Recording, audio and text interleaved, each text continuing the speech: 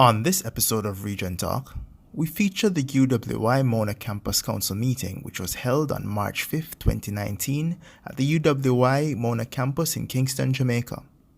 The council meeting included the report delivered by Principal of the UWI Mona Campus, Professor Dale Weber. It also included remarks by the UWI Vice Chancellor, Professor Sir Hilary Beckles, and was chaired by Mr. Earl Jarrett, Chairman of the UWI Mona Campus Council.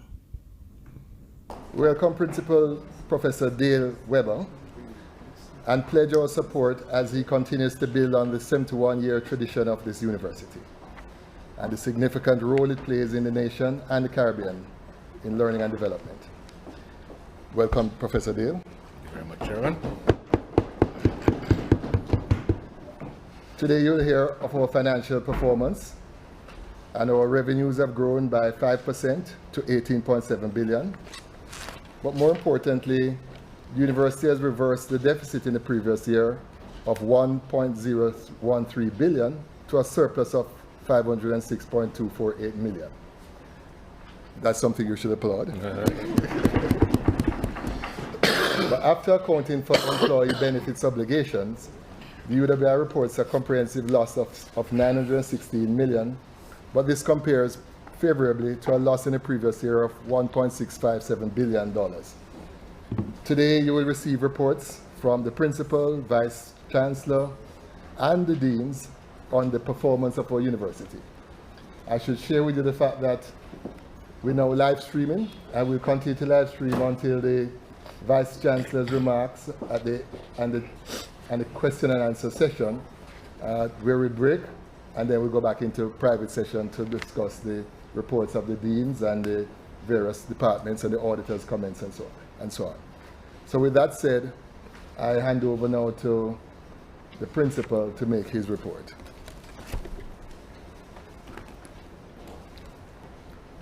Good morning, Chairman, and morning, members of Council. It is my distinct pleasure to sit or stand for the first time as principal to present to you the report of the principal to this council. I continue to use my thought process on connections, connecting the past and the present to the future, since we dare not think that we can build without looking at what we've done in the past and where we are with a vision to where we are going in the future. It means connectivity, and the work we do together will make a lot of difference. I will go through a few opening remarks. I will look at our access to tertiary education. I will look at our financial situation and how we fund the enterprises and the campus highlights, just a few, and then the way forward, looking at our strategic plan. But I must start, as the chairman did, by thanking Professor MacDonald for his leadership and service over the last 5 years. He has made a vast difference to the campus and the infrastructure that we have and the operations, and I find myself completing what he has started and managing what he has put in place, and I would like to personally thank him, as well as the campus would like to give him our thanks. The management team is important, and this team, Deputy Principal, Registrar, our Acting Bursar, CIO, the Deans, the Librarian, the Student Services, our Projects Management, Maintenance, and our Director for Graduate Studies and Research. This group I have found to be an awesome group to be working with, since collective wisdom is what we would like to use as our mantra, where the thoughts of all come to bear on all issues, and we have been making, I think, very good decisions based on our discussions. But I'd like to add one more member to my thought process in terms of those who have helped me move the university forward.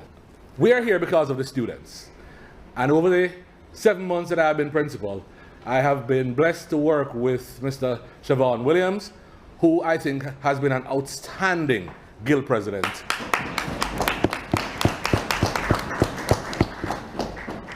Responsible in times of crisis, articulate in times of need, and resourceful to the end of students needing funds to be paid. Our guild president found ways constantly to satisfy his clientele as well as satisfying the university, and I'd like to publicly thank him. So where are we? We are at the top of our game, or as top as we can be right now. Number one in the Caribbean, that is clear. We always knew that, but we got confirmation. Top 3% in 2018 in the Caribbean. Again, we knew that, and this is from 2,000 universities across Latin America and the Caribbean. But the top 5% in the entire world from the 2019 ranking is something that I think we ought to applaud. And this is from 27,000 universities worldwide. However, it means we have a lot of work to do to maintain our position or to climb even further. 4%, 3%. Vice Chancellor, 2%? 2.5%. We are a global university rooted in the Caribbean, and that's what makes us different. We are using our access, alignment, and agility as our way forward, and we wish to continue advanced learning, creating knowledge, and fostering innovation. We're using our core values of integrity, excellence, gender justice, diversity, and student-centeredness as the hallmarks of ensuring that we are the best that we can be in the University of the West Indies. Added to our AAA, we now have our RRR goals, which is, having had the reputation established, we now need to make use of the resources that that reputation allows us to do. We need to increase our resilience by effectively managing that which we have. But most importantly, we need to increase our revenue. Being an excellent university in the 21st century, we need to get out of our financial quagmire and move forward. We are a university for all. And the first part of the strategic plan, A1, says a university that can be accessed by all and a university that has its information available to all. In terms of our numbers, the University of the West Indies is still the most sought after tertiary education institution, and our numbers in terms of applications keep increasing. Now, there's a little fluctuation, and that's not a bad thing, because there was a time when the University of the West Indies was the only game in town. We could do anything including nothing and get away with it. Now, there's a lot of competition, and it helps us to hone our skills to be sure that we're treating our clientele, and by our clientele we are students, parents, the governments, all the Caribbean nations. We would like to ensure that we are relevant at all times. Notwithstanding our fluctuating applications numbers, our enrollment has continued to climb. And over the last year, 17-18, we got to a record 19,408 students. Now, this is commendable, but I must warn that we may be at a point where we need to put the brakes on. But don't put the brakes on because we are still a university for all. We merely need to change focus. Going forward, our increased numbers, which we are committed to, must be in an online delivery mode, since most of our current lecture rooms are filled to capacity. We therefore have embraced the Office for Online Learning and the mechanism of delivery, so the University Global is going to be our next big step forward. In terms of our enrollment by nationality, when I was a student, I almost said when, there was probably 60%, 70% Jamaican students, and there were a range of international and regional students.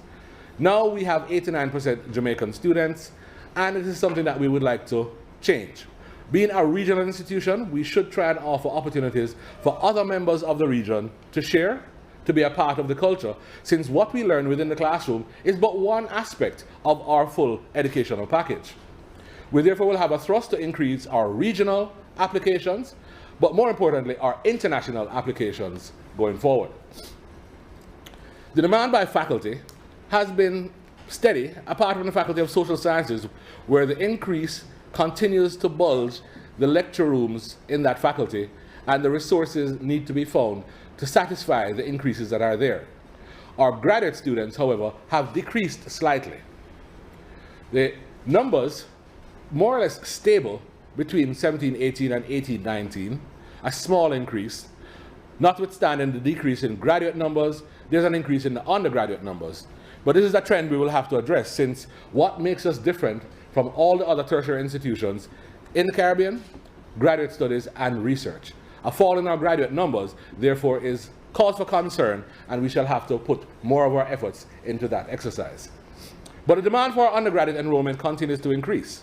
16,103 in the 18-19 academic year, and we continue to grow. And the graduate numbers, of course, show the fluctuation which we will need to address. Overall, there is a trend for undergraduate increase, but a flat line is the word I know my predecessor used to use for the graduate studies, but we need to increase that going forward. Our gender ratio remains the same, about 70% female, and some of our programs are now geared to try and get more males to apply. Our full-time and part-time ratios over the last 3 years are again about the same, 23 to 25% as part-time students. Our Western Jamaica enrollment increased slightly over the last 2 years, and we continue to work towards that magical 1,000 mark, which is when we know that we would have started to make the changes. But I will speak a little more about the Western Jamaica campus and the plans in a few moments. But we have seen an increase in the numbers at Western Jamaica, which is part of our plan, our development going forward. We are very proud of the increase in numbers of students with disabilities, from 178 in 15-16 to 226 in 17-18. And this is a range of disabilities, but it has meant that we've had to retrofit a lot of our infrastructure to facilitate these disabilities, which we proudly do, and we continue to do bit by bit as we go through the buildings. All new structures, however, are built with disabilities in mind. We're responding to the demands by putting on new courses. In the undergraduate program, we put on programs in engineering, and we'll talk about the Faculty of Engineering in a second, with a prelim program in engineering to try and harness those who could not make the transition very early. Faculty of Humanities and Education is almost reinventing itself and putting on courses almost every other day. But we wait to see how the numbers will reflect the uptake. The BA in librarianship is an important part of our build-out, since we know that the library is the center of our university. And our programs in 18-19 continued with film studies and physical therapy, and the sports faculty having created its sports kinetics and sports coaching, which is now available. At the graduate level, we have continued to increase the health research epidemiology components within the Faculty of Medical Sciences, as well as the Diploma in Adolescent and Health Advocacy, Hospitality Management, and the Diploma in Adolescent Health Advocacy program, which carried over to the following year.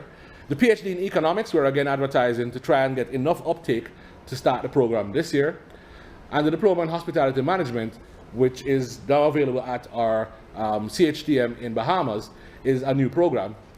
And I should make special mention of the MPhil and PhD in Sports, which through Dean Mansing is now available, and we have at least 3 applicants for both those programs, where practitioners as well as athletes are thinking they should increase their applications and their scholarship. So we are responding to the needs. As you would know, that we have put on greater housing capabilities. The increase in numbers of persons who have taken up housing continues to increase across the campus with the construction of the 138 student living accommodation.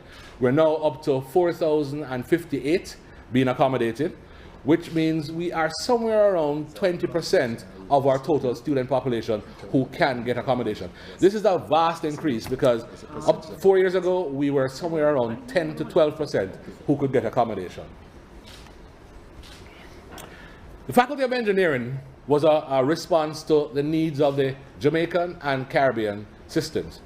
We started the Faculty of Engineering, blooming out of the Faculty of Science and Technology, and there we have the launch of the faculty in September 12th with the new Dean, Dr. Paul Aiken, and representatives from the faculty, from New Fortress, and from the campus, cutting a cake and symbolizing the start of this faculty with our exciting Dean. Our Dean is so exciting, we need to often tell the Dean, slow down, I know you want to get it done. You know the thing with engineers feel they can do anything. The question is, should they? We've also been through an accreditation, and I'd like to pause and pay special reference to our registrar, who led us through the accreditation process. It started with a self-assessment document, which called on the entire university, all the deans and many members from across the faculty, put together a document which spoke to the strengths and weaknesses of the institution. We presented this document. We had an accreditation team, a large accreditation team of 7 persons, and 4 from the UCJ, so 7 external and 4 from the UCJ, who came and spent a week with us, February 18th to 20th, and asked many searching questions. But we're glad because it helps us move forward. It helps us identify what our needs and our goals should be. And while we have not gotten any reports yet, we are hopeful, we're optimistic, and we're confident that we will get our accreditation for 7 years as we move forward. In terms of accreditation, we've also regained our full accreditation from the MBBS program from CAM HP, and I'd like to thank Dean Paul and his team who worked very hard on this. The Masters in Business Administration has an AMBA accreditation.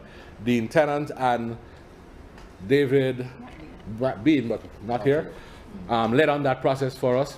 And the day of the accreditation, that is the international accreditation for our institution, we also received pleasant word that we had gotten our BSc Electronic Engineering approved or accredited by ABET. So thanks to Dean Aiken, who spearheaded that move.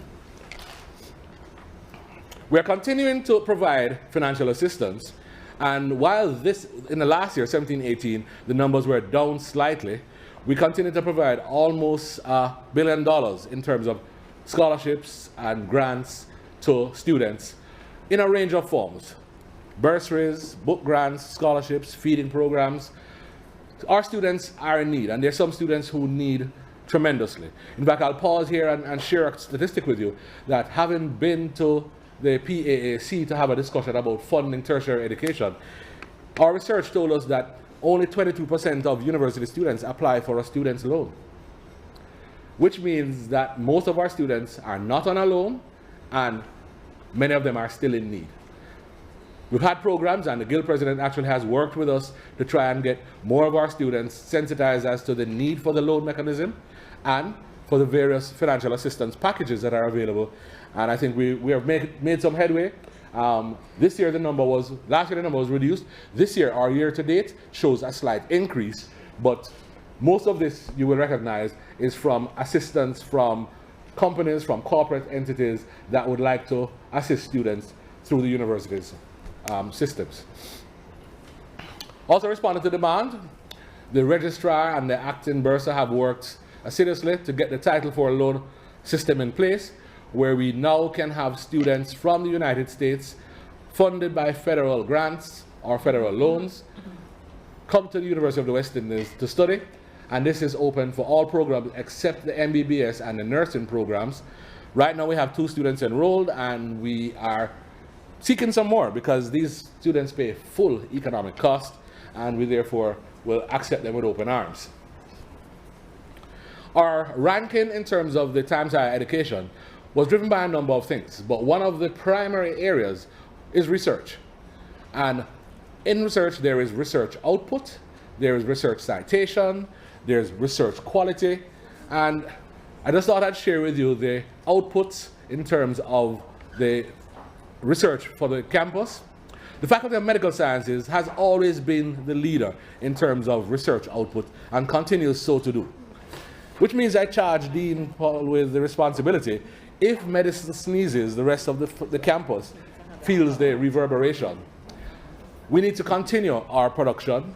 All faculties there are making an increase, and our commitment in terms of our new strategic plan is 2 publications per full-time staff member per academic year. If we are able to achieve that, we will move those numbers by at least 40% next year. I know our Director of Graduate Studies and Research, through Morey, is working on a number of plans to try and make this happen. But what's important? Number of publications is good, but quality of publications perhaps even more important, and where we publish. Because the Times Higher Education ranking speaks to who publishes, where they publish, who is reading it, what are the citations, and how often is this being cited. So we need to ensure that our publications are where we want them to be. Our financial resources As you know, the number of students continue to increase, but the funding from the Jamaican government and the governments in general has not increased to keep pace with the increase in numbers. We therefore have that yellow bar of increase in students, but that blue bar in terms of almost stable contributions from the government. However, I will say that the acting bursar tells me that every month we get our subvention without fail, so we would like to thank the governments for their continued and persistent payments. We just love if they would give us some more. The blue bar there is the, that's the funding in terms of what is needed. The yellow bar is what we have received from the governments, and the red bar in red is our gap. That's important because we have to find a way to fund the gap. And we've been doing this over the last 5 years from Principal MacDonald. I'll share with you a few of the things that we are doing. Income diversification. Our core business is teaching and learning. We therefore have looked at our full fee-paying programs in medical sciences, in law, in engineering, and in sports. And we last year grossed 5.56 billion in terms of core business, what we teach. Now that's gross because we then had to pay out for additional lectures and services, etc. But it means our core business can continue to earn us funds, and we need to consolidate our efforts there. Other diversification are commercial activities. Carry Gen and Carry Tox are two of the entities that are significant income generators, and we in fact are taking them back to our finance and general purposes next month to see if we can streamline and get even more resources or a greater turnaround in terms of funds.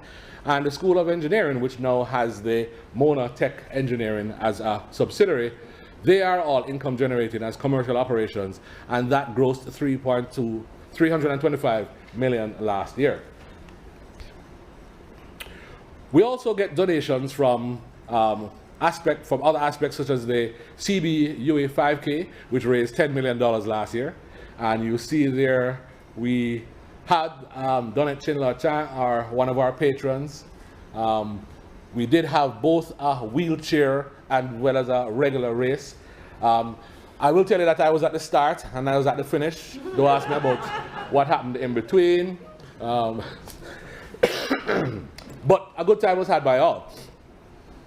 We think that research grants should give us our additional leg. So we have income from students, we have income from the governments. We think that research grants should give us another leg in terms of our income to go with our commercial input. Now, research grants, remember, are for research, and only a percentage between 10 and 15% is available as an administrative cost. But each 10 and 15% adds up. And our effort now, again through Mori and through special projects, we've got a program to try and get fewer, larger projects. A lot of little projects at 100,000 and 200,000 US, every project requires the same management attention. However, if we were to get a couple of $20 billion projects, we would use far less resources managing those. So we've asked our deans and our director for graduate studies and research to start looking at interdisciplinary, multidisciplinary projects which span number of faculties so that we can go for larger, more substantial grants with the same management that's required. Last year our grants amounted to 870 million. We would like to double that next year. In terms of cost containment, well, when I asked the bursar what are our outlays in terms of funds, 71% staff costs, straight off the top. Utilities, the next largest component, and then basic operations, some of the others. So we are looking at all three to see how we can improve. Excuse me. We have a freeze on vacant established posts, or posts that became vacant over a time. And we're also looking at the positions in terms of attrition when there's a retirement. If we do not need to fill, whether by leave, whether by attrition, whether by retirement, we are holding off. We're not saying it is never be available, but we are going into a period of consolidation. We think we need to pull back, consolidate, and try and grow the enterprise rather than continuing to spend and fill all the positions that we have. Significant reduction in terms of overtime and in management of the part-time. We spend a lot of money on part-time staff, and we're trying to rationalize how do we deal with our part-time staff, academic staff, going forward. We're also looking at cost containment from other possibilities, and I share with you two that are important, because staffing is important. We just said that was number one. Utilities is number two. The library, that is the Science and Engineering Library, was able to make an application to EBSCO and received a grant, a 100,000 US grant, to put solar on the top of that library and a couple of the buildings in physics. That is a major reduction in the energy consumption by the library and the physics department, which means we have to pay less out in terms of our utilities. It is something that we're considering across the entire university, because other parts of the university, the Discovery Bay Marine Lab, has put in solar as well, where it has reduced its electricity bill by 50% by going solar, a grant from the IDB. And the Port Royal Marine Lab is 100% solar and does not take from the JPS at all. If we can get more of our entities into a solar operation, it therefore reduces our utilities significantly. Not to mention the environmental footprint that we will be changing. In terms of operations, we're using technology wherever possible to try and reduce costs. The bursar reminded me that a significant part of our budget is spent on travel. We are a regional university, and we do have to see each other face to face sometimes, but there are other times that we can do it by Zoom, and I welcome my colleague and friend Brian Copeland, principal from St. Augustine, who gave me his good wishes but told me that he was going to Zoom in today. So we've used Zoom for meetings, and think about it, when we have 15 persons who would have been traveling, if we could operate those 15 persons in one room by Zoom, we've achieved a lot of savings, and we've still kept the meeting setting where they all sit together and talk. So the benefit of the communal thought has still been achieved. We have a tighter security on procurement, and the bursary is working through our procurement and management policies to ensure that we adhere to the policy that we have and try and get value for money. You'll be surprised the number of different departments that all buy the same chemical from 2 or 3 companies. We're trying to get one supplier for all our departments, and then we warehouse it and redistribute it. We're also working, for instance, on the print service management, where just yesterday I heard from our CIO that 507 printers, which is our current stock, is going to be reduced to 270 printers just by changing our print service management, our regulations, our automation, and who has access to what level of printing. We should, however, be moving to as little printing as possible in this technology-driven age, and we need to reinforce that even more. Looking at our tuition, because that's where we get some of our funds, our receivables came up to 4.5 billion. That's a lot of money. Where students are in arrears for more than a year, we have engaged a collection agency, and that collection agency was able to bring in $139 million. We estimate that there's about 500 million out there in that category that is more than a year old in terms of receivables, and the collection agency has been able to get so far 139. Now people say that's not a lot, but it's 139 that we would not have gotten because we do not have the resources to aggressively pursue and get this in place. So we will continue this. We're also sharing the information with the credit bureau so that where students do owe and information goes to credit bureau, when next they go to get another credit card or update a credit card, it will remind them that the loan they had or the payment they had is still outstanding on their credit system. In terms of hall fees, we've decided to remove hall fees from the regular payment so that a student will be able to face the tuition fees as one thing, hall fees is a separate thing, and we can then move through the academic delivery separate from the housing or the other components of what the students have. The Guild President worked with us on this in terms of the mechanisms that we had for collecting, and thank you. What I will say is that this year we're able to go back to the original mechanism of collecting fees, where all students coming to the university are expected to make a payment as they enter. We had gotten to a position over the last 3 or 4 years where we had started to accept that students in great difficulty could not pay until somewhere in the semester, late in the semester. And in fact, the regulations were relaxed to the point where students could not make a payment until January, having started in September. Now that produces a cash flow problem. This year, in our discussions with our senior managers and with the guild president and his team, we decided for first year students, with enough notice, we were going to go back to the original system of pay in advance or enter into a payment plan, which is 25% of the semester one payment, with the rest being paid over the semester in the agreement that is set out.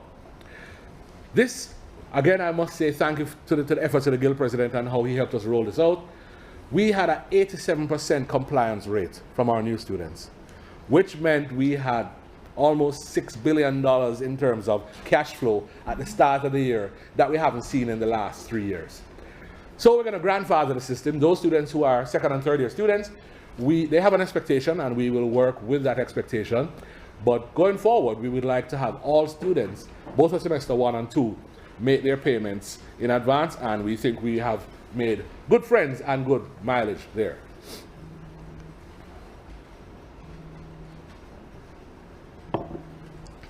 There are 3 major projects in terms of our public-private partnerships that we have embarked on, and Professor McDowell would have reported on this last year. So I'm just going to remind you that from the North Star Jamaica and Epley and the Jamaica wells, we have a well which supplies water to the campus. I must say I'm going to start the drive from today, and deans are making the appeal. It appears that many people on the campus think now that we have a well, there is water to waste. We need to still conserve, because the well can just supply the needs of the campus with very little overflow. So we need to conserve. We still have leaks in the system, which we're trying to sort out, but we must conserve on what we have. The savings are significant, about 20 million monthly, and our maintenance is what's going to make the difference as we do our pipe replacements and maintenance of what we have. The figures are very clear. The orange line is what we would have paid, what we paid in 2016 when we were last with the National Water Commission, and the 2 other lines, the yellow and the green lines, are 16, 17, and 17, 18, and you see the marked difference in terms of our payments. Dollar value actually works out to be about half. If you look at the November payment as a 1 month, 35 million before versus 12 or 22 million, and you see them moving 12 million in 17, 18 to 22 million in 18, 19, which means we are consuming more. Still not as bad as we were before, but we need to go into our conservation modes. The 138 students living, that's our accommodation, has brought on an additional 1,500 rooms. You will remember that I just showed that we're up to 4,000 students in terms of living in the halls. The revenues to the campus have not yet begun to flow for 2 reasons. 1, it needs a 3-year cycle to get the halls completely filled. And 2, there's one hall that was not built out in terms of its, that's the Irving Hall, was not built out to its full capacity. Therefore, the return on investment is going to take a little longer. But on the new management, we're very grateful to work with Mr. Richard Biles, who is now in charge of 138 student living, with whom we've been able to engage in discussions, and we are on the verge of even renegotiating the contract with aspects of the contract that we thought were a little excessive. One aspect, of course, is the 90% occupancy, which we can guarantee 90% occupancy semester 1 and semester 2, but how do we do that in the summer when our students are all off working or enjoying themselves? Well, we are negotiating with 138, and we're looking at management systems within our campus to see how we can maintain that 90% all year round or renegotiate that 90%. You'll see that right now we're at about 88.5% all told between the various halls.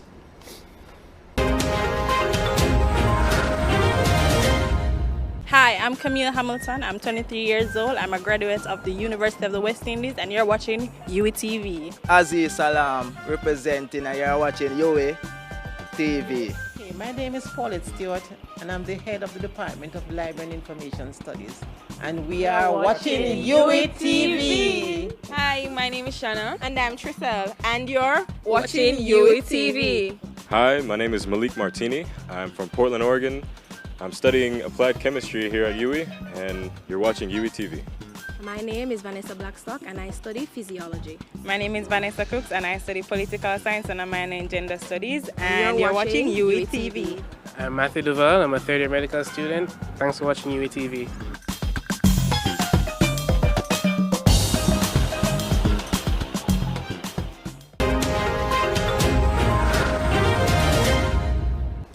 The third public-private partnership is, of course, the Pelican Power Plant, which is our cogen system that has been coming for a long time. And actually, this is an idea that started from Professor Gordon Shirley over 7 years ago. Professor MacDonald took it through a number of its phases, and I am pleased to be the one who's going to be able to finish it off and turn that switch to give us some power.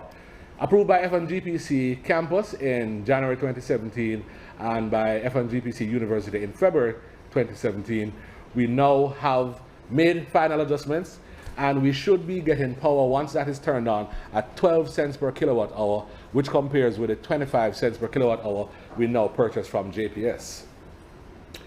The benefit will become even more pointed over time after we have covered some of the capital expenditure in terms of making it possible.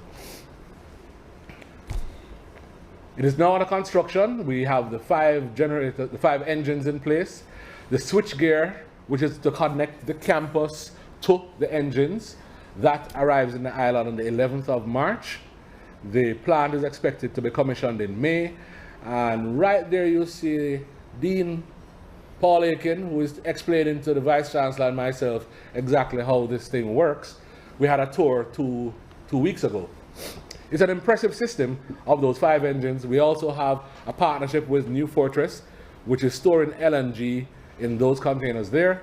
We're getting it at a really good price, but more importantly, that partnership has yielded over 10 scholarships where students in engineering are being trained in the maintenance of the systems, and some of them are even going to get a chance to go to GE, where these engines have been made, to go there and get training and develop themselves. So it is a very good partnership coming forward. Under construction, our new Confucius Institute, which will be finished in about 2 months. We will have an opening in August. The Confucius Institute, you will remember, was a small entity when it first started. We have re-signed our agreement with the government of China, and we are going to re-establish a lot of the cultural exchange and discussions in terms of growth on the campus through our Confucius Institute. How are we funding? Well, students give us 2.6 billion in terms of our receivables. That's where we are in terms of our debt. Scholarships, we have 1.8 in terms of receivables, giving us that total of 4.5 billion in receivables. How do we end up there? Well, for this year, the amount is 1.6, and that's because students are currently registered, and remember, they will enter into a relationship to pay the 25% and over the semester pay some more. And remember, 2nd and 3rd year students do not have to pay all until when they come back in September under the old system. That's how that grows to 1.6. 17-18, 232 million, and previous years, and that's an average of 5 years, 835, and that's what we're using the collecting agency to help us with. So the total there is a 2.6. Scholarship donors are 1.8, and that's a bit of a concern because we do this in good faith. That's a list of all the entities who, through scholarships, our donations, or some kind of function, allow us to get students through our system. But for instance, the Students' Loan Bureau still owes us 780 million.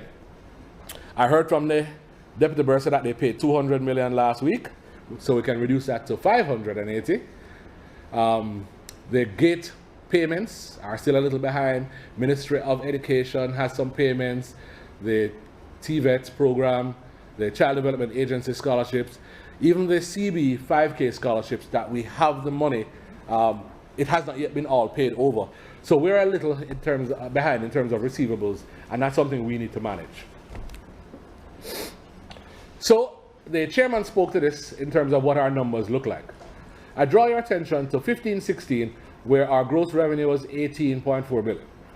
The operating is 17, which means we had a surplus of 559. But by the time we added the pensions and those other considerations, the surplus came to only 80. The following year, we got hit with a rather large pension and the supplementation, which took us into a negative.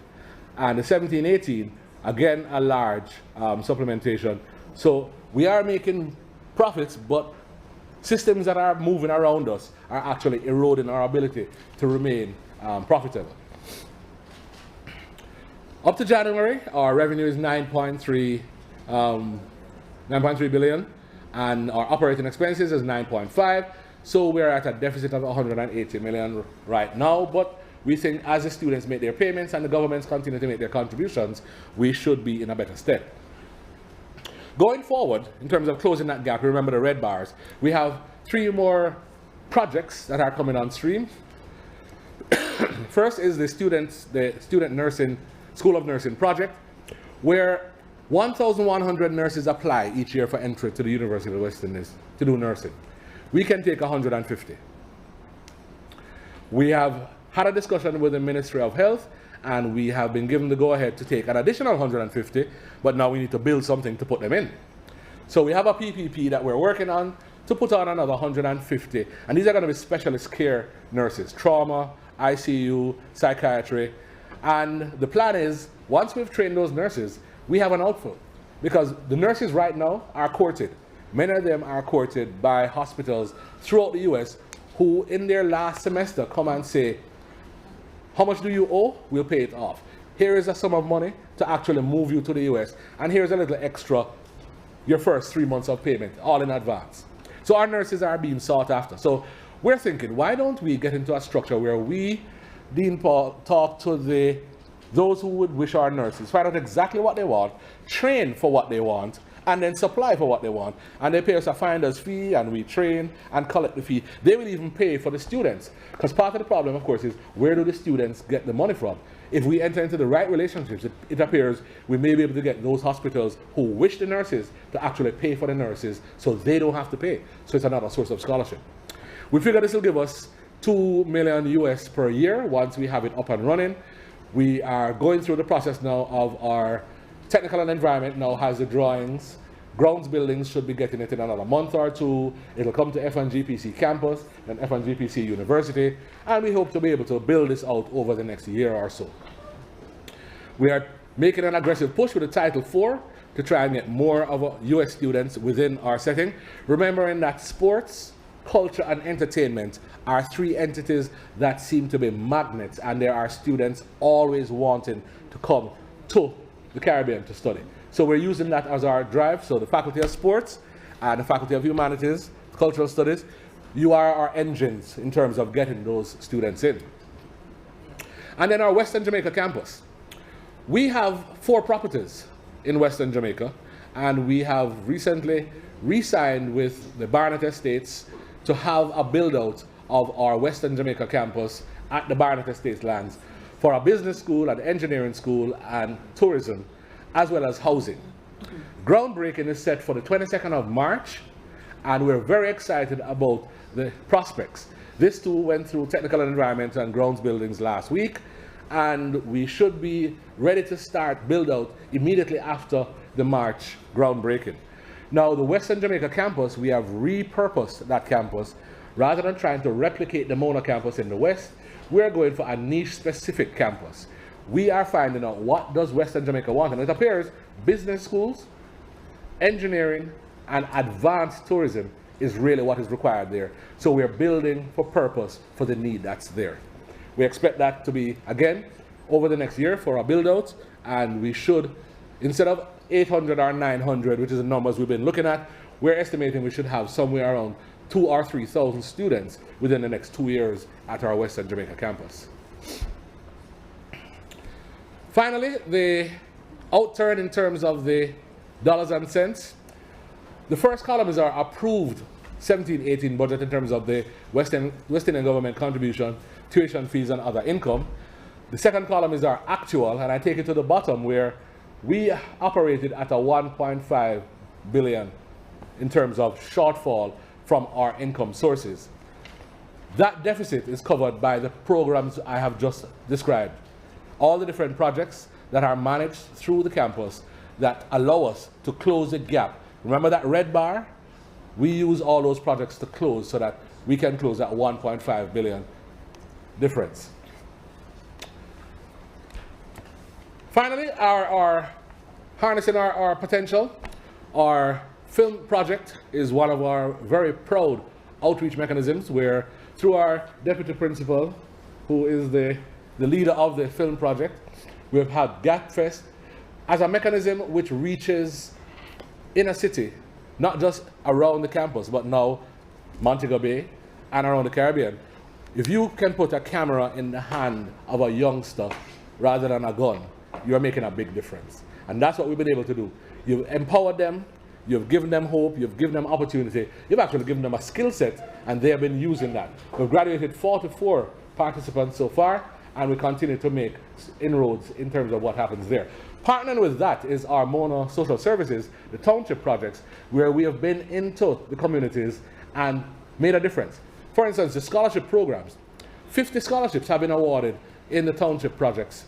And I'm very pleased to say that last year, 5 of those students got first-class honors.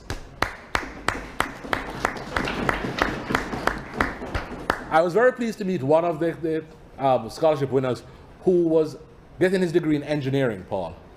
And he told me the change that has come about in his life, now being an engineer, the change in his family, the change in his community, and the change that he's bringing to bear, because they're required to do a certain number of hours in their communities having received the scholarship. And they're the mentors who are making the difference within that community. So we're very proud of our township projects. Other commitments in terms of sharing our knowledge base and our philanthropic mechanisms, whether they are hurricanes, whether they are food feeding programs, we find ourselves on the front, and the Guild organizes students to actually get out into areas where we've had difficulties. And we continue our outreach through teaching, learning, and programs which help us to get CXC and CAPE programs with different modules being taught by all our faculties. We've had a number of awards this year, and I'd like to pause and congratulate our chairman, the Honorable Earl Darrett, OJ. Thank you. That other gentleman there got an award too. We had a number of our staff who got the Order of Distinction, and Celia Christy Samuels and Michael Gardner,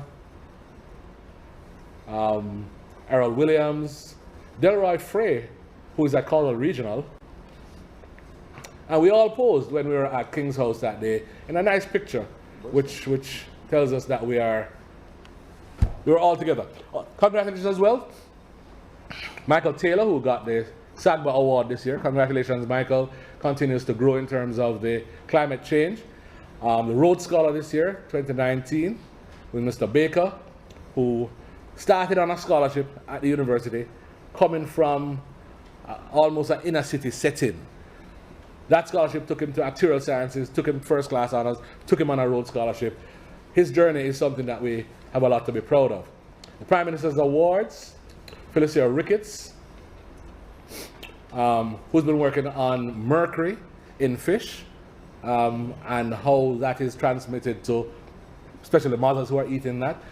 Aldine Facey, who is working on those athletes and that muscle twitch business with the lactose. The Eleanor Terrelong, who is working on climate change. 2 of those have gotten their PhDs. Eleanor is still working on hers and should be finished soon. We have the Vincent Hosang competition, the venture competition. Very proud of these 2 students, Jordan Freeman and Samantha Williams, who found a way, now that we have a problem with plastics, why don't we make bioplastics? They've been collecting the algin and agar from various plants and adding compounds to it to make plastic, which then biodegrades. So you can make plastic, use it, and know that it's going to biodegrade over time. That could be the turn of our next generation. Lisa Vassiani took her group to the inaugural OAS Diplo Student Challenge, where they got 2nd place. They represented the university, and we're very proud of them. They are constantly making inroads in terms of taking us to the international stage. Professor Boxill got an award at Cave Hill for being one of the 70 outstanding graduates that they've had for the years that the KFL has been there. That's chairman of the council for KFL, giving Professor Boxell his award. And of course, Andrea Horton got the Pelican Award this last year. Anthony Clayton was appointed chair of the energy program for the Americas, which unfortunately took him out of some of the other things that we were doing, but I think this gives him more regional spread. And MGI partnered with a Dutch firm to strengthen the coastal resilience research that's happened. MGI, by the way, got the Science and Technology Award from the Gleaner this year, and we're very proud of them being able to continue representing the university, as did Dr. Wendell Label, who got the award for health and wellness, the RJR Gleaner Award. Other points that we're proud of, research days. The tent is still up because we're now using it for exams, but that's where we had our research days.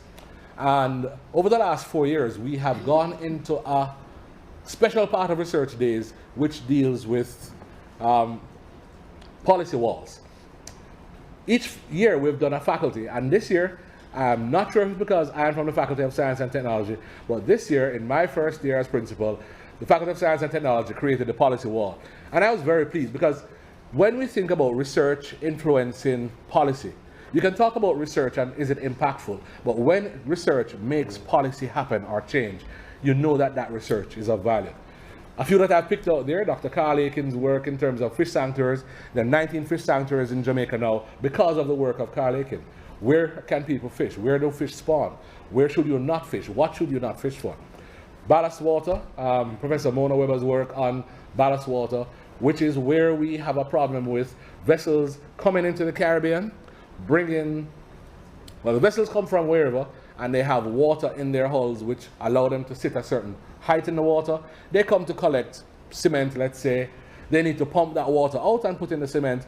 Now you've released water in Caribbean areas from wherever that vessel was coming from, Timbuktu. And very often there are little plants and animals in that water that now have no problem. They have no predator, nothing to prevent them from growing. And that's a lot of our invasive species. By the way, just to let you know that the average vessel that comes in with ballast water is 6 swimming pools worth of water. That's a lot of water. There's a lot of it. An Olympic pool.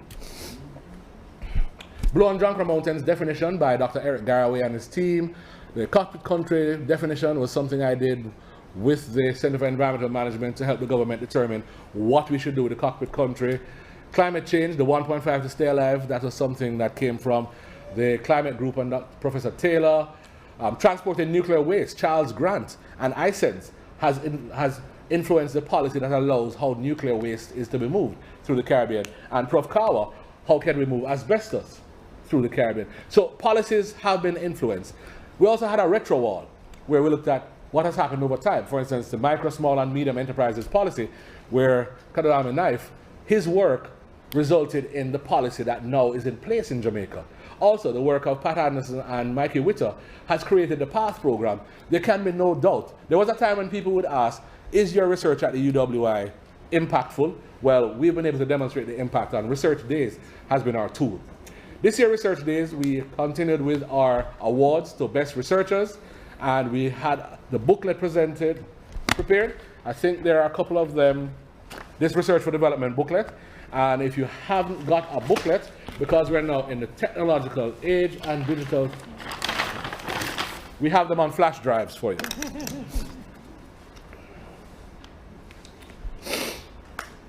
Very important, we got the Minister of Finance to be our opening speaker.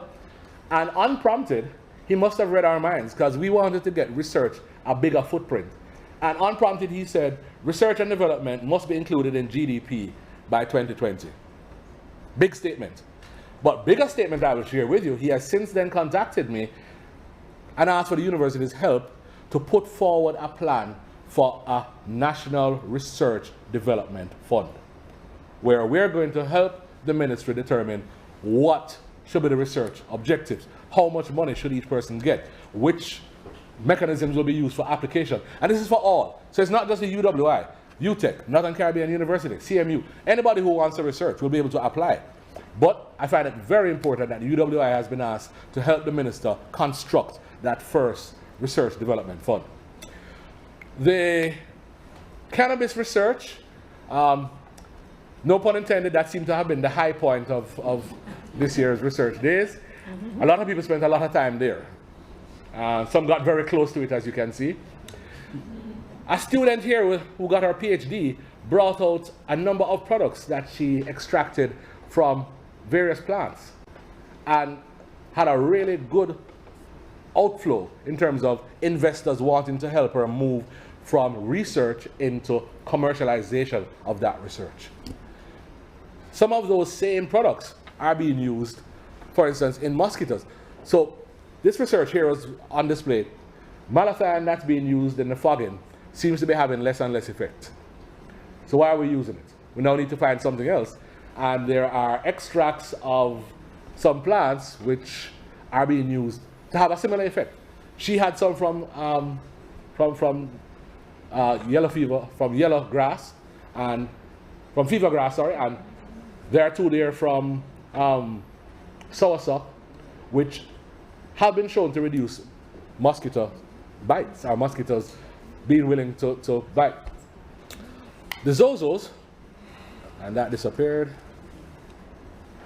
The zozos were important because our Western Jamaica campus, where they sit and live in the middle of the zozo, decided to do some studies on, so we're going to curtail your movement in and out, but how does that affect business, schools, hospital? How does it affect attendance? How does it affect operations of hotels? And that study yielded a lot of interesting questions as to where and when we should be implementing our zozos, again, of impact.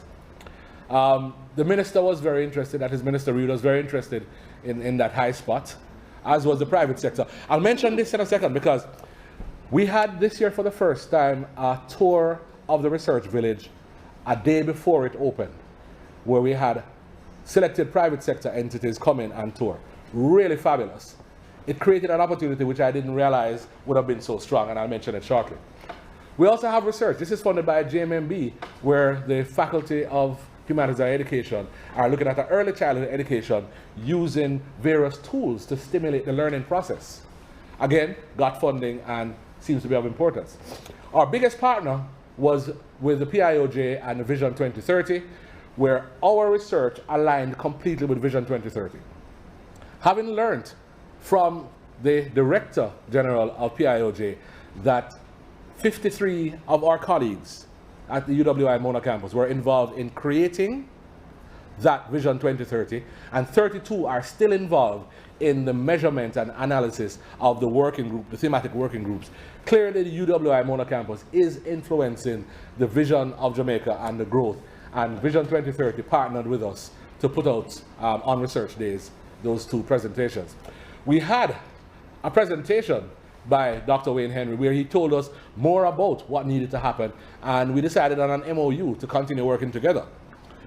Do you remember I just mentioned the group that came on the pre-tour? Well, one of them was from JAMPRO, and the Vice Chancellor dragged me to New York to go to the gala, my first gala as principal, and they heard I was going to be in New York and said, well, why don't you talk to the diaspora and talk to business in New York? So, what do I talk about? They said, talk about your research days, which they had seen on the Tuesday tour. I went, and it was interesting. I had a room full of persons, and I talked, and I thought I made a wonderful presentation, and not a soul gave me a commitment. But I learned something very quickly. At the end of the presentation, everybody lined up, and one by one, each person wanted an individual attention. They came with their business cards from Sachs Goldman, from a number of persons, and said, we want to work with you. We would like to finance this. But nobody wanted anybody else to know what they were doing. And I learned that okay, so talking to a big audience is one thing, but there's something called individual attention. And now we know how to do that. Yes, now I have the flu for that. How do we solve that? Well, our revived Mona Office for Research and Innovation is the answer, where Professor Eldemar Shearer is heading our Mori office. It's reorganized, re-energized. It now has a grant research and innovation branch, and it has a branch that's going to deal with publications and making the connection. We're also partnering with the Mona Entrepreneurship and Commercialization Center so that the research that's innovative, that's commercializable, should naturally flow, and we can start to pick up in terms of commercializing our research. That office is up and running. I've just given all those wonderful business cards to Professor Shera, and her team can now start making the calls to make the connections. I will say that a lot of the interest was again about cannabis, so seems to be a very hot topic. Finally, looking at the way forward in terms of our strategic agenda. So you know that's our AAA strategy, which is Access, Alignment, Agility. There are 12 entities there. There are 12 goals that we have under. There are 4 under Access, a university for all, being the university of first call, increasing the teaching and learning, and increasing the quality of our research outputs. That's the first group. Well, we put them together in a map. And that strategy map is important because it allows us to determine what are the really important components. And as I had it explained to me by my good friend Denzel, and I now use it as a way to hone the way forward. So work with me here. This is the most important thing that we need to fix. It is AG4. It is a caring, accountable, motivated professional staff. It is getting the staff to be the best that they can be, to offer the best customer service to all our customers. Every student matters.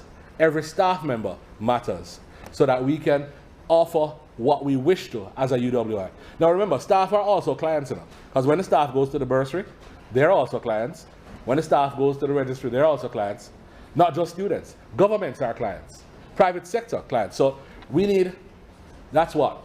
So if I only had $1, and sometimes I only have $1, I would spend 25 cents on getting that caring, accountable, motivated staff.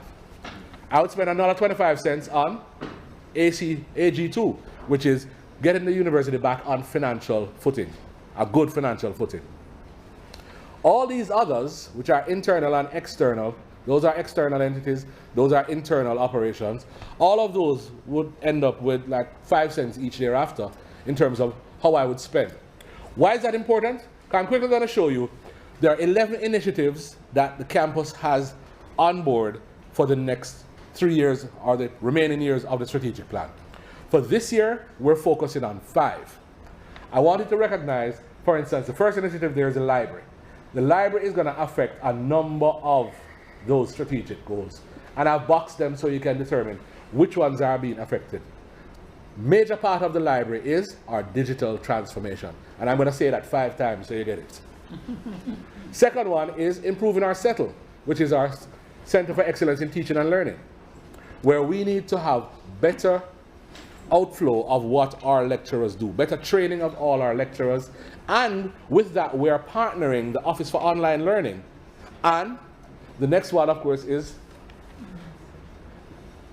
the Medical Education Unit, which is another way of doing delivery of our teaching. But how we're going to do this? Digital transformation.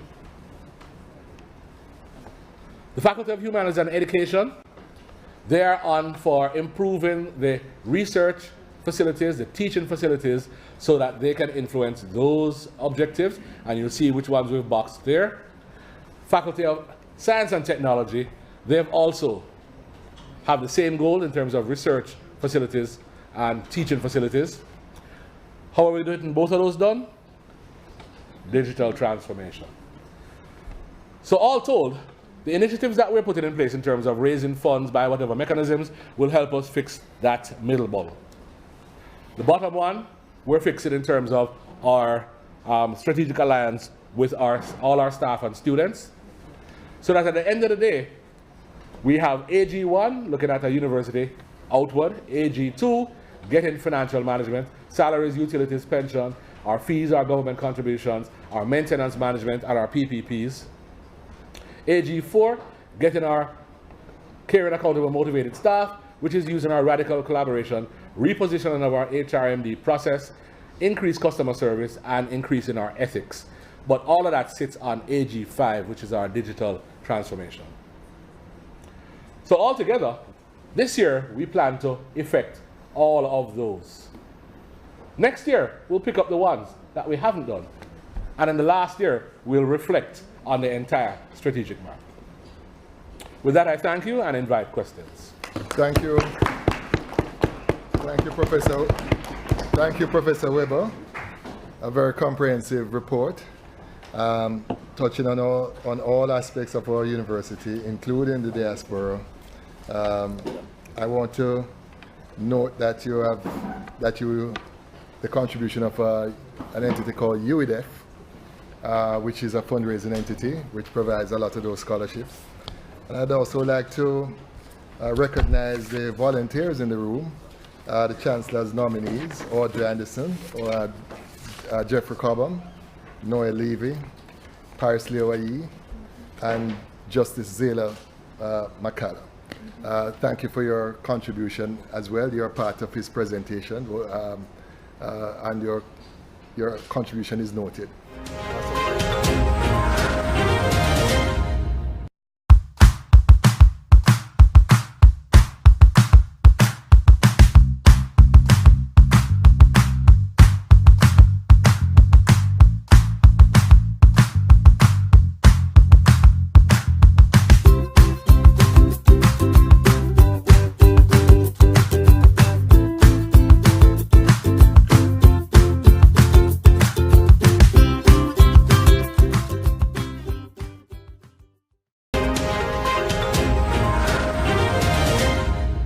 So I just wanted to close by saying that and to invite our Vice Chancellor, who came in and was recognized by the Registrar, to make his comments. Very good morning, everyone. Our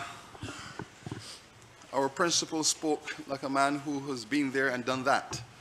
So I think we should give him another round of applause. Yes. It's a pleasure to be here under the chair of our distinguished chairman, the Honorable Earl Jarrett. As we all know, our honorable chair is a man who is known to be firm and fair, visionary, but also vigilant, which is important, and we know he is robust, and at the same time he is reasonable. And I wish to recognize also our representatives from the government and private sectors and all of our colleagues who are coming into UWI to assist us with this enterprise, and to recognize the deputy principal, of course, and the president of the Guild of Students and all other members of the principal's team.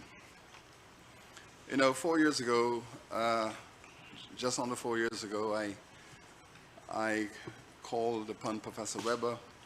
I think my exact words were, when are you going to stop fooling around in the faculty and come into the leadership of the university and fulfill your destiny? Those were the words that I used to him. Those were the words. Oh, you agree those are the words I used to you? And he said to me, he said, Vice Chancellor, I will think about it. Now, normally when an offer is made to a gentleman and he says he will think about it, we understand the purposes that he will go home and consult with his wife. That is what we understand by that. But he took 3 weeks to get back to me. And I figured, well, His wife is tough. I just assumed his wife was at a conference somewhere, or she had gone studying somewhere and he wasn't able to complete the conversation. But he did eventually come on board, and here he is prepared and ready. I commend him for his first report. It is indeed an excellent report. It shows critically that he has already grasped all of the issues that are embedded in a very complex and dynamic campus, and he is on top of it, he's in control of it, and his control is at a granular level. He has gone into the finances, he's gone into the strategies, he's gone into the projects, he has put his team together, and in quick time he has shown that he is in charge of the Mona campus. And I celebrate his style and his method. Already he has shown that he is a principal who is a sharing principal. He shares with his team and his colleagues and the students. He is transparent in his dealings around the critical matters. And importantly, he has a discursive style. And I really like that, because there is nothing more attractive in a university than a robust debate. A robust debate where contending voices are allowed to contend and the value of every contention is celebrated. This is the way we like to proceed. And you've heard he is a big voice. I don't mean a big voice in terms of decibels. He is a big voice in terms of intellect. So having his big voice is important.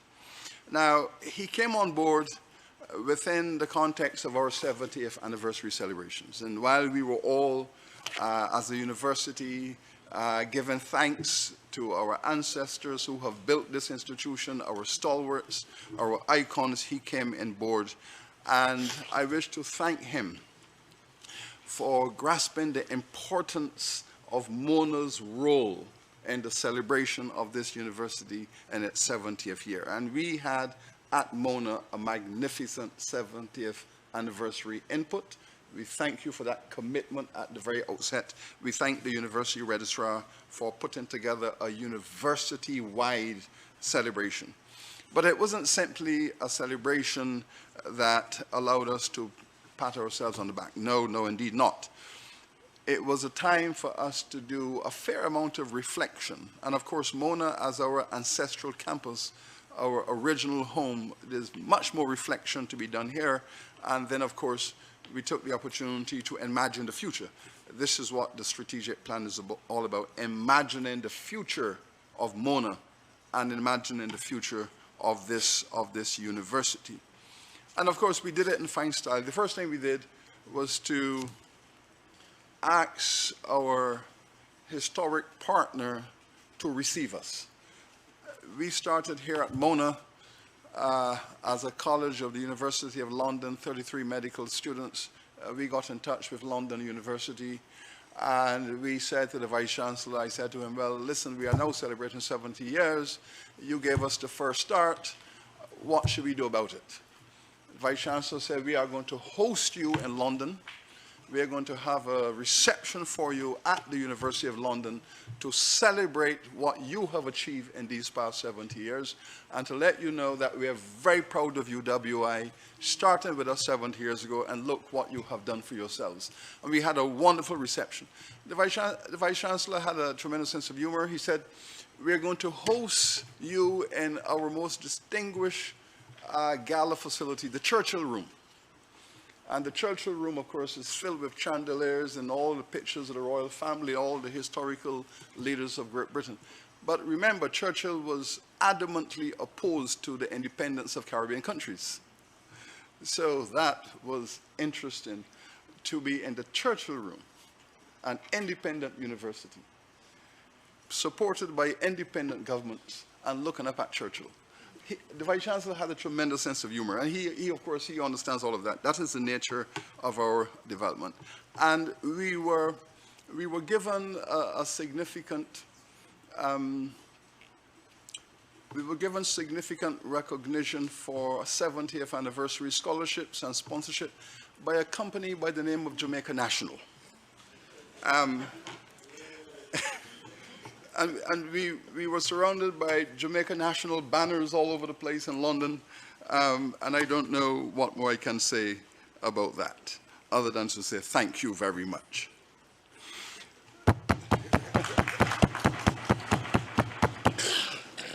Principal spoke about our rankings in the region, in the hemisphere, in the world. He said that we had known about the regional aspect. That is true. But there are some very fine universities in the Caribbean. There are some very fine universities in the Caribbean. Cuba, Puerto Rico, Dominican Republic, right around the Costa Rica. There's some fine universities in this region. And there are over 110 of them. So our recognition has a great deal to do with our wingspan. And we have to celebrate our wingspan because most of the universities, most of the fine universities in the Caribbean tend to have a narrow scope. Very good at medicine, very good at engineering, a very narrow scope. But what we have done is to spread our excellence across all disciplines, which is why we have had Nobel Prizes in social sciences and humanities, because we spread our resources across the full spectrum of intellectual activity, and that is what gives us the global recognition. We're not just known for one or two disciplines or one or two faculties. We are everywhere. That makes us unique within the Caribbean context. But importantly, the world rankings. I wish to say, Chairman, that there was some doubt as to whether we should have done this. It was a bold step. We had made one or two tentative steps in the past where individual campuses experimented with their global rankings, and the results were quite shameful. There were a few campuses that thought we should do this by ourselves, and there was a little tradition there. There were terrible results. Our initiative, our innovation was to say this is one university, and if we're going to do this, we're going to do this as one university. We are not doing it as separate campuses. We are not going that way. We are one university, started in Jamaica at Mona in 1948. Campus 1, Campus 2, Campus 3, Campus 4, one university, and then we reflected upon it. There was some doubt. There were some of us who thought we should. PVC Williams was gung-ho that we should go and do this. There were many colleagues who felt we're not ready for this. In fact, I received a 3-page email giving me 20 reasons why we should not do it. From a senior colleague, we should not do this. We're going to expose ourselves. Morale is already low in the institution. And if we get a bad result, it's going to be devastating to morale. And furthermore, you will get a no confidence motion against you as Vice Chancellor. All of that was on the table. PVC Williams called and says, Vice Chancellor, you have to make a decision. You have to make it as soon as possible. We made the decision. Let us go and do this. But importantly, the historical legacy we must always celebrate. When I came to this campus out of graduate school 40 years ago, I was fully aware of the intellectual excellence of the stalwarts of this university across the campuses, across the faculties. I had a very clear sense of the totality of UWI's contribution and its role. It was not difficult to say, let's go forward. We went and we got the results. PVC Williams must be thanked for pushing. Thank you for pushing. We got the results. But now we are told, and Principal Weber has a responsibility now to help us with this,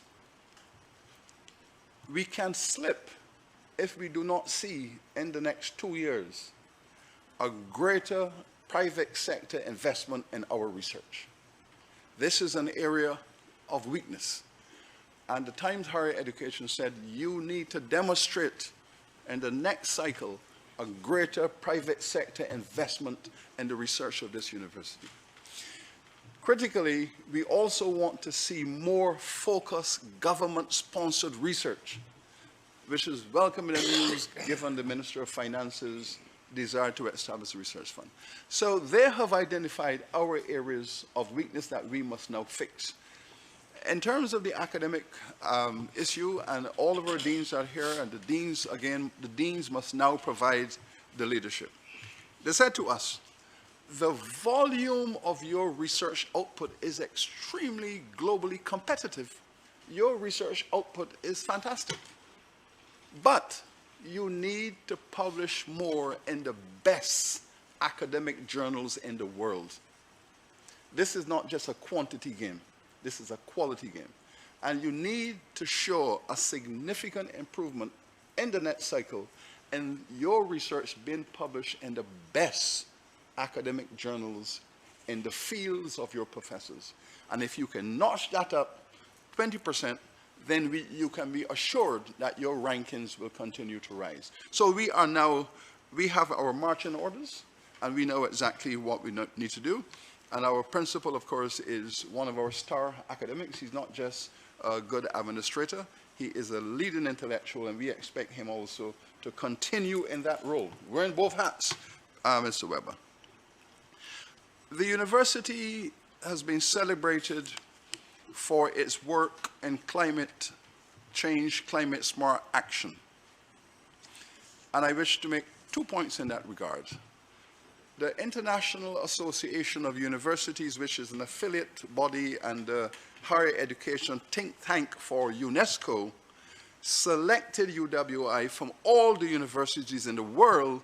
We were selected as the university to lead the world on climate smart action, sustainable development goal number 13. So we are now given that global responsibility, thanks to the research done by the Mona campus, KPhil, St. Augustine. Professor Taylor is here, the leader of that group. Professor Agard, our colleagues at KPhil. We became the university that has the tradition and the excellence because we did it together. The campuses working together, we have the finest climate smart team in the world. And that is important. Prof. Taylor, thank you. Prof. Weber, also thank you. The 1.5 to stay alive, as you know, beautiful. We need to put that to reggae rhythm. But that is what the world is now saying, 1.5 to stay alive, and it originates with us. Now, Prof. Taylor is a musician. He's a musician? Yeah. So you can give us a tune. Yes, that's very, very, very important. UWI leading, and all of this, again, is very relevant. This helps to build the brand of the Mona campus and the UWI. These are the kinds of achievements and recognition that takes us out into the world, and we are now out in the world. While Prof. Weber was speaking to the investors in New York, I was on the other side speaking with the SUNY and the CUNY administrative leaders. The president of CUNY and the chairman of the board of SUNY. And we are having these meetings around climate change. And we all now virtually agreed that we are going to create the world's first climate smart studies university, an institute dedicated to climate smart studies, where that's all you do, bachelor's, master's, certificates, it's all about climate change. And the first university in the world will be the UWI Institute.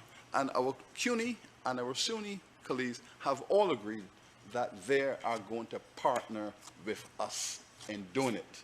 So the world is lining up. The best universities are lining up to partner with us to do new and innovative things. Again, thanks to the work coming out of this campus. The campus has not been afraid to take the tough decisions. I celebrate Principal Dean Wariboko, who has led a conversation at Mona about the fallen enrollment of the humanities and the need to recenter the humanities within the configuration of the campus. And he was able to host a workshop, bringing in colleagues from across the region and the world to speak about the humanities at Mona, rebuilding the humanities at Mona. And I think that is fantastic, simply because, as we heard, the question about profit. The word profit only took a financial twist somewhere in the 17th century. Because prior to the 17th century, the word profit was meant to be was a social concept. The social profit. If you read Shakespeare, it's filled with a social conception of profit. What does a man do? He must always profit his community. So someone took the idea of profit and turned it into a financial concept. It was always meant to be, in addition to a financial, it was meant to be a social thing of what do people do with their lives to profit their families, to profit their countries. So we need to take that concept back and to restore the traditional elasticity of the concept that the university, of course, does things to profit the society, to profit everyone. And this is our role.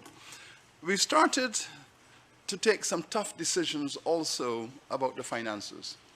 And the principal gave his report. He set out very clearly the situation of the campus.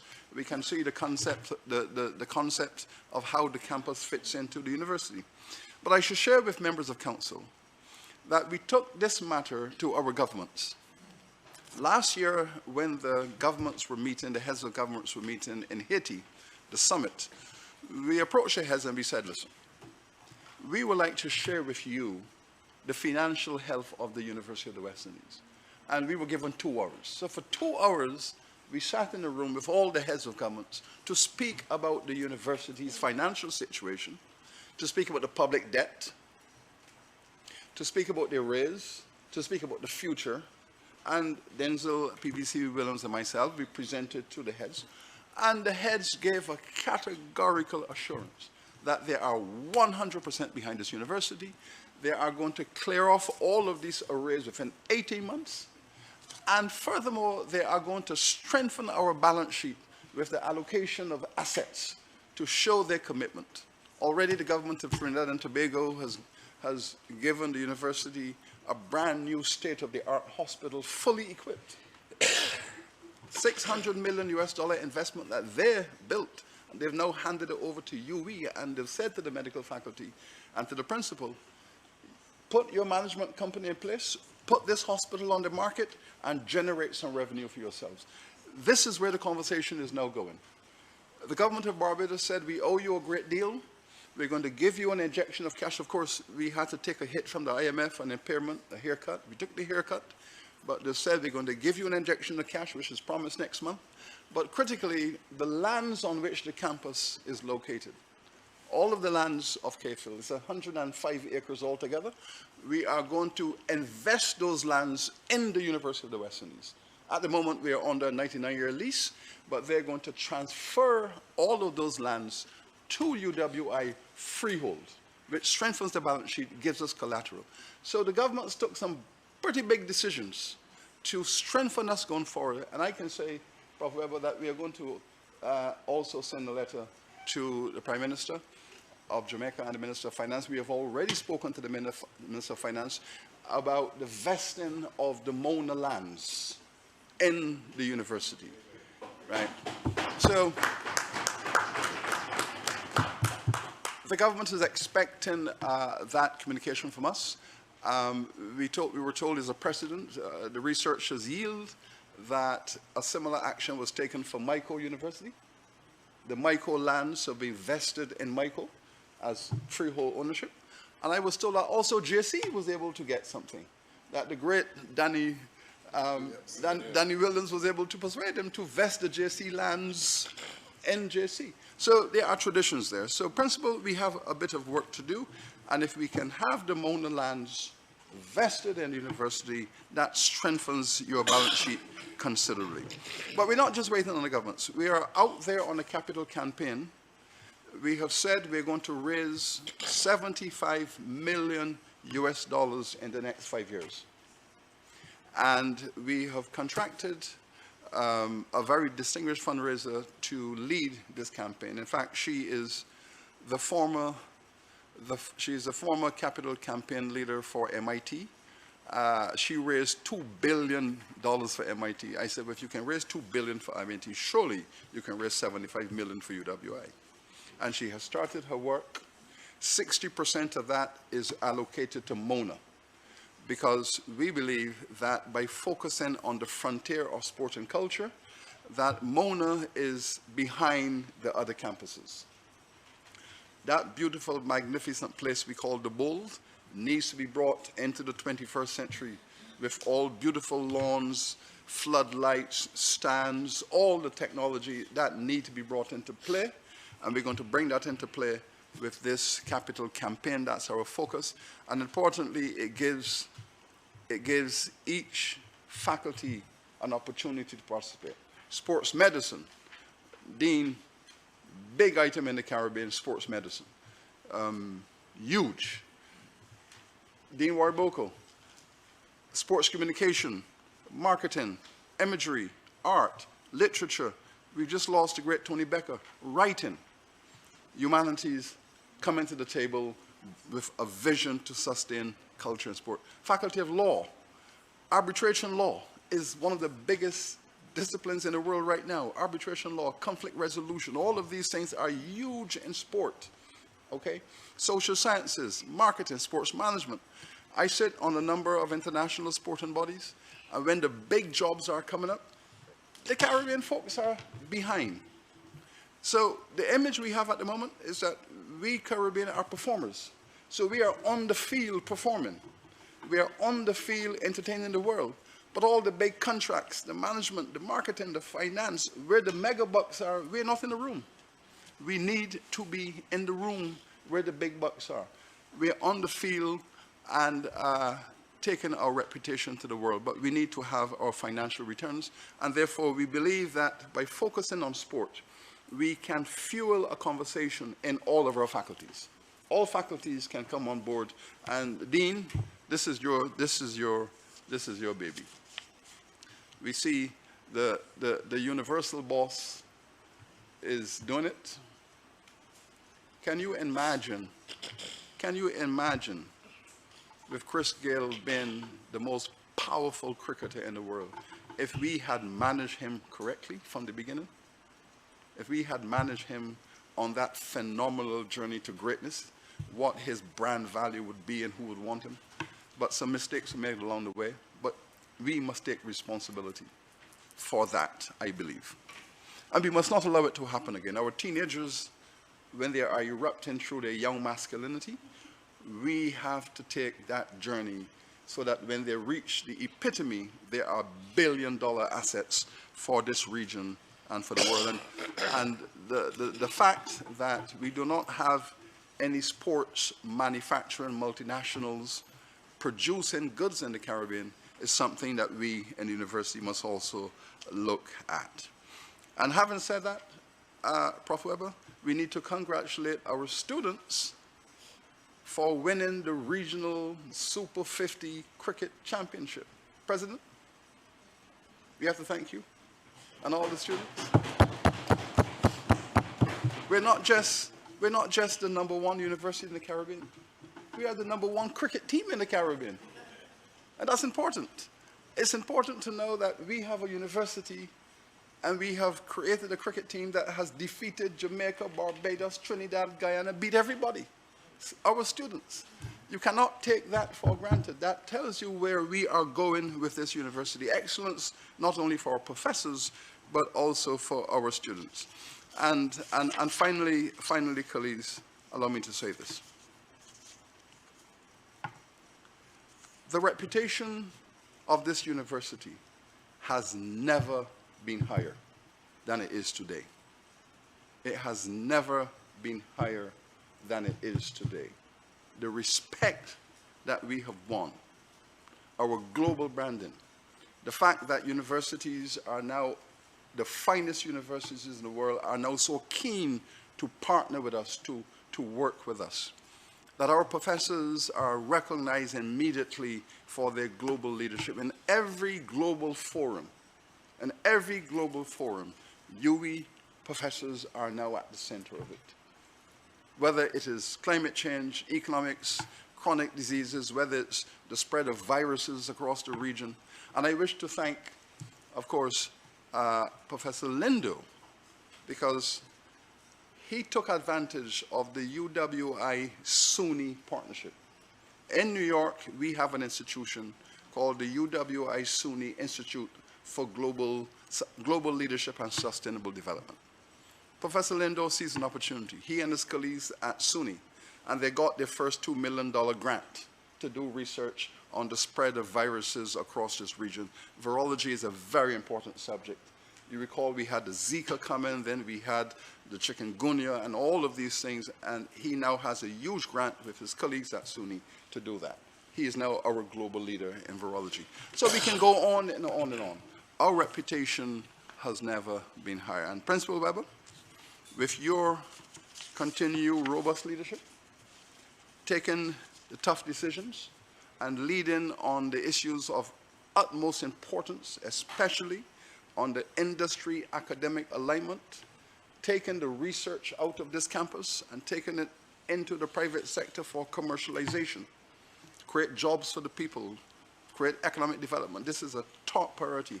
From the faculty to the factories, that has to be the mantra on the campus. Taking that research from the faculties into the factories where we could generate economic growth. This 1.8 economic growth, that is the 4.5 that is eluding us. I think we can do it, and I do agree with you. When the minister spoke, and we say to him, UWI research can be the yeast that will enable the cake to rise, and he accepted that, and he has promised to work towards that. So I believe that we are on the cusp now of a major breakthrough, Chairman.